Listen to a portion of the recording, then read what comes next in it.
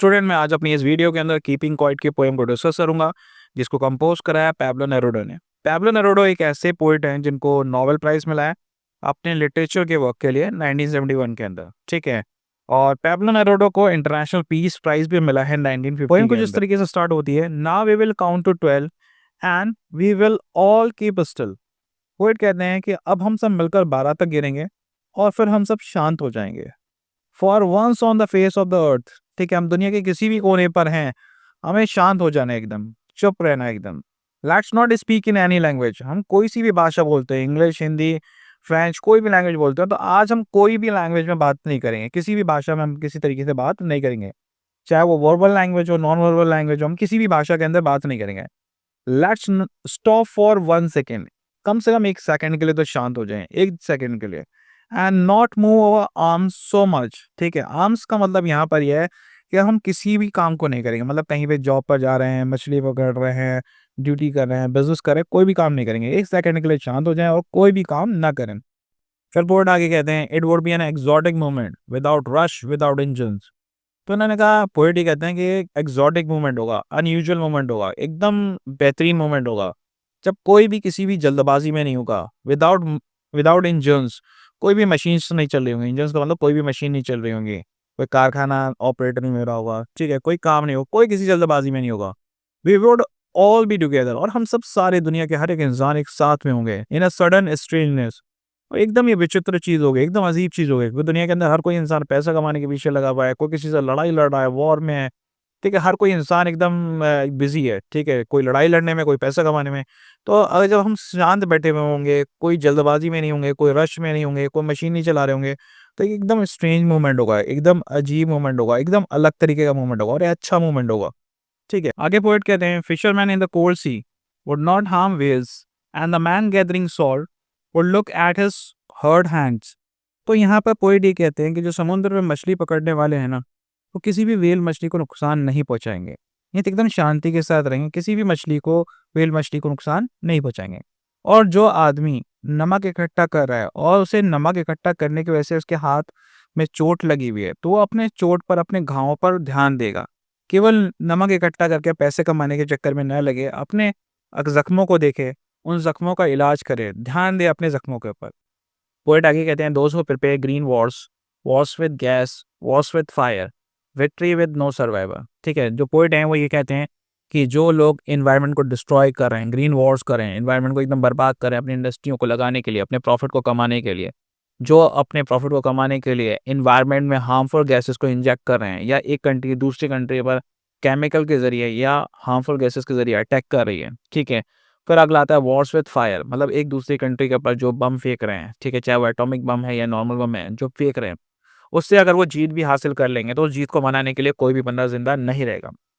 यहाँ पोइट कहते हैं, would put on clean clothes and walk about with their brothers in the shade doing nothing.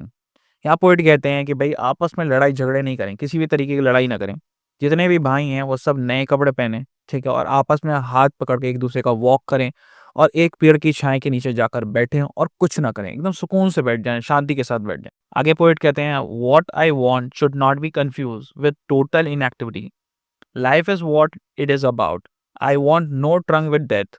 तो यहाँ पर देखिए, नो ट्रंक विद डेथ का मतलब होता है कि मैं मौत के बारे में नहीं कह रहा हूँ, ठीक है। यहाँ पर जो सबसे ऊपर पोएट कहते हैं कि आपसे मैंने कहा है कि कुछ मत करिए, तो कुछ ना करने का मतलब टोटल इनएक्टिविटी नहीं है कि आप एकदम खाली बैठ रहे हैं। यहाँ पर पोएट कह रहे हैं, कुछ टाइम निकालिए, सुकून से अपना इंट्रोस्पेक्शन कीजिए, अपनी अंतरात्मा को झिझोड़िए, अपने बारे में सोचिए कि मैं क्या कर रहा हूँ, मुझे किस लिए भेजा गया है, मुझे क्या करना चाहिए, मिलजुल कर रहना चाहिए, सारी चीज़ें अपना इंट्रोस्पेक्शन करें, ठीक है, अपनी अंतरात्मा का निरीक्षण करें कि हम किस लिए आए हैं और हम क्या कर रहे हैं, हम अपनी ज़िंदगी को कहाँ लेके जा रहे हैं, ठीक है। ज़िंदगी वो है जो जीने के लिए दी गई है, और किस तरीके से जीने के लिए दी गई है, ताकि हम एक दूसरे का भला कर सकें, अपने बारे में सोचें। हम एकदम बिजी हो रखे हैं, अपने टेंशन्स जो है ले रखी है, ठीक है, तो हमें अपने बारे में सोचना चाहिए, अपने समाज के आसपास के लोगों के बारे में सोचना चाहिए, ठीक है। ज़िंदगी जिस लिए दी गई है। यहाँ पोएट कहते हैं, मैं ये नहीं कह रहा कि आप एकदम मरने के बारे में, मैडनेस एसोसिएशन नहीं है, वो कह रहे हैं कि आप अपनी ज़िंदगी को जिएँ, ज़िंदगी जीने के लिए, ठीक है, अपने बारे में भी सोचने के लिए, दूसरों के बारे में भी सोचने के लिए, ठीक है। फिर पोएट आगे आगे कहते हैं, if we were not so single minded, about keeping our lives moving, and for once could do nothing.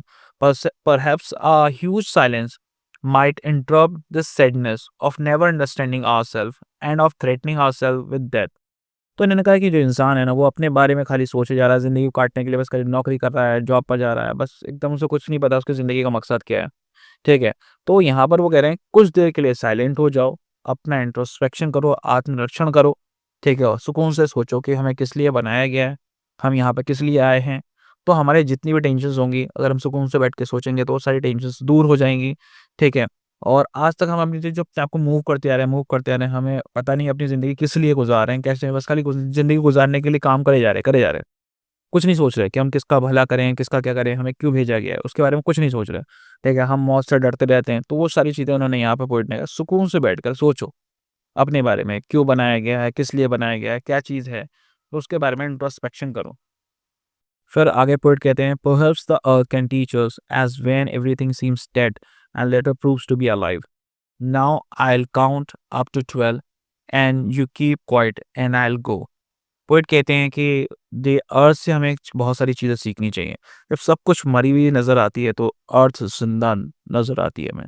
देखा होगा कि आपने अर्थ में जब हम बीज लगाते हैं, ठीक है, ज़मीन में जब बीज लगाते हैं तो वो बीज मरा-सा नज़र आता है, बट उसमें से एक ज़िंदगी निकल कर आती है।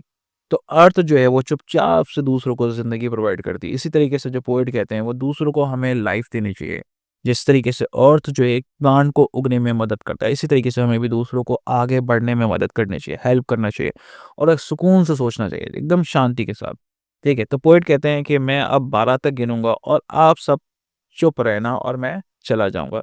तो पोएट यहाँ पर 12 तक गिनने जा रहे हैं और हमसे कह रहा है कि सुकून से रहिए, ठीक है? और सुकून से सोचिए, अपने बारे में इंट्रोस्पेक्शन कीजिए और खुद को भी एक बेहतर ज़िंदगी दीजिए और दूसरों को भी बेहतर ज़िंदगी के लिए मोटिवेशन दीजिए और उनको हेल्प करिए।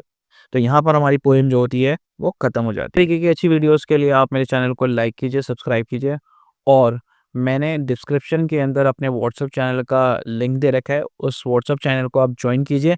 वहाँ पर आपको सारी वीडियोज़ के लिंक मिल जाएँगे और टाइम टू टाइम आपको वहाँ पर जो इम्पोर्टेंट क्वेश्चन के नोट्स हैं, वो भी अपलोड किए जाएँगे। तो इसके लिए आप तुरंत जाएँ व्हाट्सएप चैनल को जॉइन करें।